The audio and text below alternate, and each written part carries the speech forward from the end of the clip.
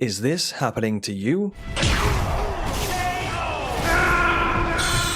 Then you're in the right place for video game training. In this video, we'll take a look at how to defeat the armored warrior on Sekiro. We can use a bunch of items to help us out in this fight, so before you jump in, use a persimmon and a Gokan's sugar, which will massively help with your posture. The persimmon essentially lets you recover your posture as if you was holding down block, even without you holding down block, and the Gokan's sugar reduces the posture damage that you take. I'll show you where you can buy some persimmons in just a minute. What I'd recommend doing is fighting this guy out on this balcony section over here, because to defeat this guy you have to push him off the edge of this bridge, and it's a lot more likely that you'll push him off if you're over in this balcony section. This guy does some pretty big posture damage, but his attacks are quite slow, so for the most part in this fight you can usually get in an attack between his attacks. This doesn't apply for all of his attacks, but most of them it does. So as he swings his sword towards you, you want to parry that and then put in one attack, and then get ready to parry the next attack and then put in one attack, so on and so forth. There is however a combo where he screams first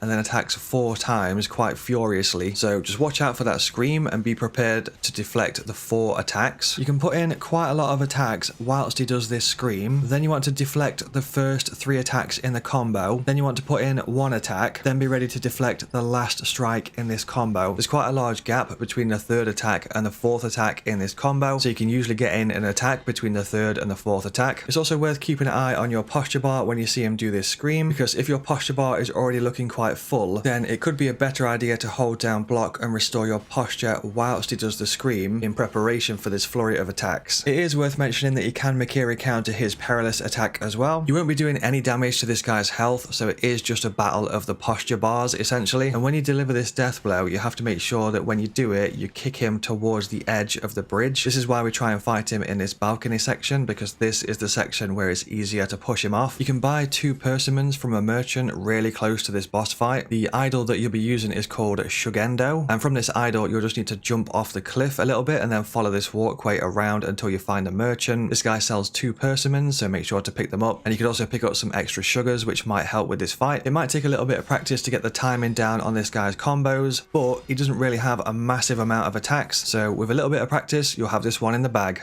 If you want to continue your video game training, then check out one of these videos right here. I've covered loads of games such as Elden Ring, Sekiro, Bloodborne, Dark Souls 3, Neo 2, Ninja Gaiden, and loads more. Some videos have just popped up right now, feel free to check them out and give them a click. Hopefully you enjoyed this video, thank you very much for watching, and I'll see you in the next one.